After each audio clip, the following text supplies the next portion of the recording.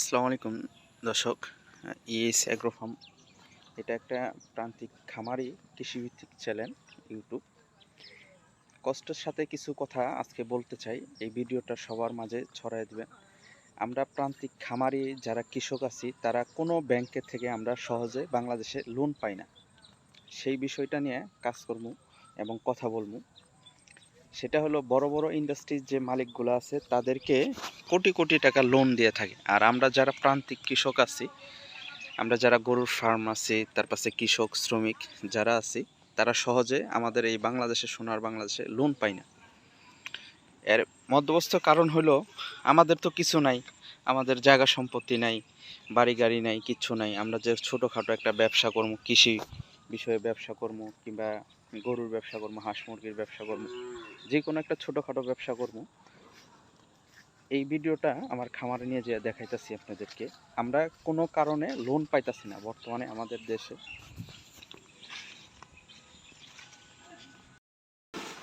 আমাদের দেশে যারা বড় বড় খামার প্রতিষ্ঠান করছে, দেখা গেছে আমরা যারা গরিব মানুষ, সাধারণ মানুষ, তারা কিন্তু ব্যাংকের দুয়ারে দুয়ারে ঘুরতাছি লোনের জন্য, কিন্তু লোন পায় না। এখনকার গরুর যে দাম, এক একটা গরু কিনতে গেলে 2.5 থেকে 3 লক্ষ টাকা লাগে একটা 20 লিটার দুধের গাভী গরু কিনতে গেলে। আর হঠাৎ করে খাবারের দাম এত বাইরে গেছে যে আপনার বর্তমানে 1 কেজি ভুসির দাম 60-65 টাকা, 1 কেজি সয়াবিনের দাম 90-100 টাকা হয়ে গেছে, 1 কেজি তিলের খোলের দাম 80 টাকা 75 টাকা হয়ে গেছে। আর 1 কেজি দুধ বিক্রি করতেছি আমরা 42 টাকা, 42-45 টাকা করে আমরা মিল মিটার প্রাণে বিভিন্ন কোম্পানির কাছে দুধগুলো বিক্রি করি। দুধ তো অপচয় জিনিস, কারণ বিক্রি করলাম না করতে পারলে একদিন পরে দুধগুলো নষ্ট হয়ে যায়। এই জন্য আমাদের দেশে ভালো জিনিসের দাম নাই। বর্তমানে পানির লিটার 40 টাকা আর দুধের দামও 40 টাকা। তাহলে গরু পাইলে তো অনেকজন লসের মুখে, অনেক খামার হাজার হাজার খামার থেকে শুধু ফোন দিতেছে, ভাই শুধু লস আর লস। আর আমরা যেহেতু বাংলাদেশের গরুগুলো বেশিরভাগ বিক্রি করতাম প্রবাসী ভাই বোনেদের কাছে, প্রবাসী ভাই বোনেরা যদি গরু না কিনে আমাদের ব্যবসাটা একবারে ধ্বংসের মুখে। প্রবাসী ভাই বোনেরাই আমাদের ব্যবসাটা মূল টার্গেটে, মূল উদ্দেশ্যে তারাই এই ব্যবসা প্রতিষ্ঠানটা চালায় রাখতেছে। প্রবাসী রেমিটেন্স যোদ্ধাদেরকে আমরা স্যালুট জানাই। তারা অনেক বড় বড় খামার দিছে, অনেক কিছু করছে, দেশে অনেক কিছুই করতে চায়। কিন্তু দেখেন, যত শিক্ষিত চোর আছে সব বাংলাদেশে, যত বড় ধরনের চোর আছে, শিক্ষিত চোর আছে এই দেশে আছে। আর ভালো ভালো মেধাবী ছাত্রদেরকে গুলি করে বর্তমানে মারা হইতেছে। যার যার স্থান থেকে এই ভিডিওগুলো শেয়ার করে দিবেন। এই যে কয়েকটা দিন ধরে ছাত্র আন্দোলনে অনেক নিরীহ তাজা অনেকজনকে হত্যা করা হয়েছে, দেখছেন আপনারা, মিডিয়ারা জানেন, সারা বাংলাদেশের লোকজন। আমরা তো সাধারণ লোকজন কোনো কিছু বলতে পারি না, কিছু করতে পারি না। আমাদের কষ্টের ভিডিওটা শেয়ার করে দিন। বর্তমানে গরুর খাদ্যের অনেক দাম, প্রচুর গরুর খাদ্যের দাম। এই আমাদের কথা শোনার মতন পাবলিক কিংবা জনগণ নাই।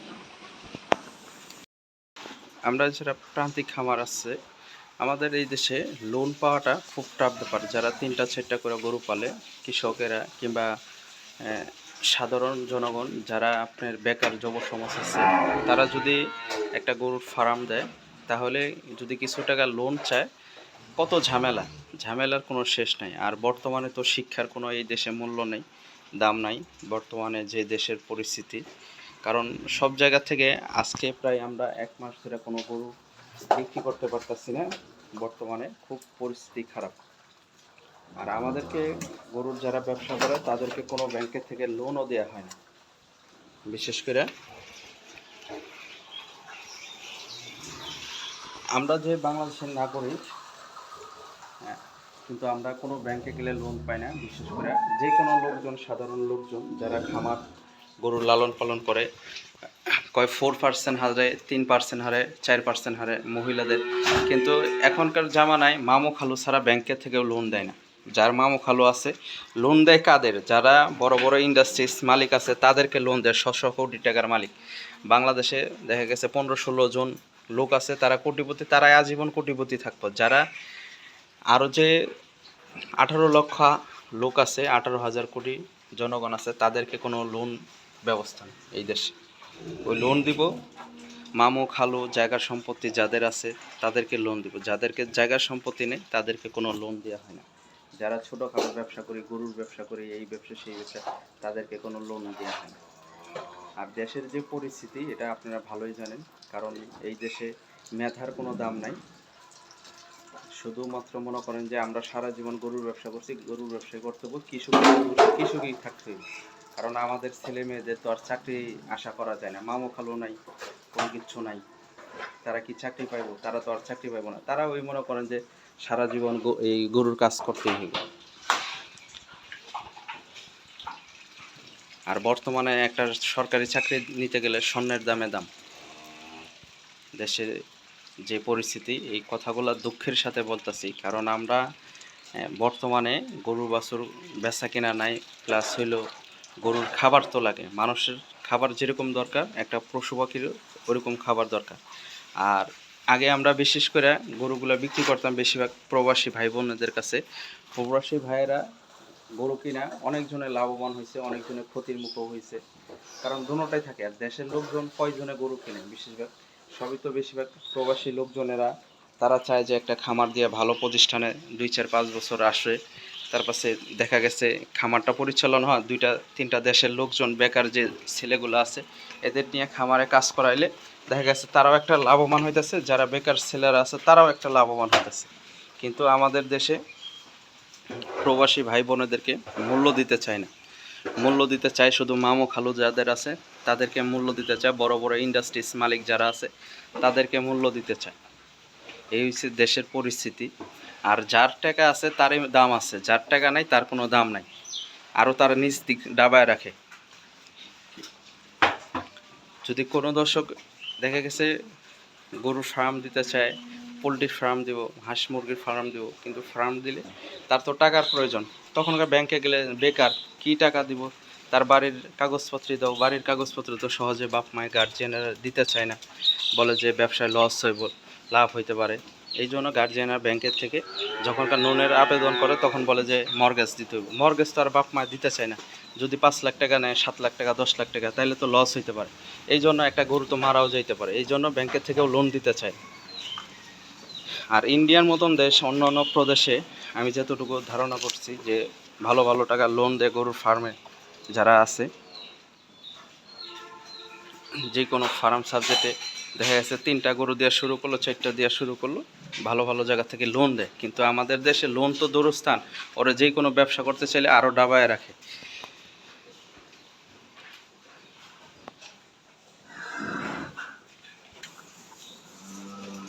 আর এই হলস্টাইন ফ্রিজিয়ান গাভীগুলো দিলে আপনার যারা গরু লালন পালন করেন জানেন যে বাংলাদেশে অনেক বড় বড় শিল্পপতি আছে, খামার আছে, অনেক শিল্পপতি এই গরুর ব্যবসাটাও ধ্বংস করে দিচ্ছে। এই গরুর ব্যবসাটা বর্তমানে একবারে $0 নামায় দিচ্ছে আপনার বড় বড় ইন্ডাস্ট্রিজ মালিকেরা, ইমরান সরকারের। কারণ 1 কোটি 1.5 কোটি টাকা একটা গরু বিক্রি করে, একটা ছাগল বিক্রি করে 15 লাখ টাকা, 16 লাখ টাকা, একটা ছাগলের দাম 1 লাখ টাকা। এই যশোর অঞ্চল থেকে নিয়ে গেছে এই ছাগলটা। আর এখনকার মনে করেন যে এই গরুর ব্যবসাটাও ধ্বংস করে দিচ্ছে। দেখা গেছে একটা 20 কেজি দুধের গরুগুলো আমরা বিক্রি করতাম 2,40,000 50,000 টাকা করে কিনতাম, আমরা বিক্রি করতাম 10,000 টাকা 5,000 টাকা লাভে। আর সেই গরুগুলো বর্তমানে, এখনকার গরুর যে দাম বর্তমানে, সেই দামের কথা, লসের তো কোনো অভাব নাই, গরু বিক্রি নাই বর্তমানে সারা বাংলাদেশে। বর্ষার সিজনে এখন প্লাস হইলো কোনো পার্টি নাই, কোনো খামারওয়ালারা গরু কিনতেছে না, দুধের দাম নাই। অ্যাকচুয়ালি মেন হলো দুধের দাম নাই। 1 কেজি ভুসির দাম 60 টাকা, আর 1 কেজি দুধের দাম হলো 42 টাকা 43 টাকা। এই দেশে যে গরু পাইলে মানুষের লালন পালন অনেক যে লাভবান হইব, সেই ফ্যাসিলিটি বর্তমানে নেই। কারণ একটা খামারে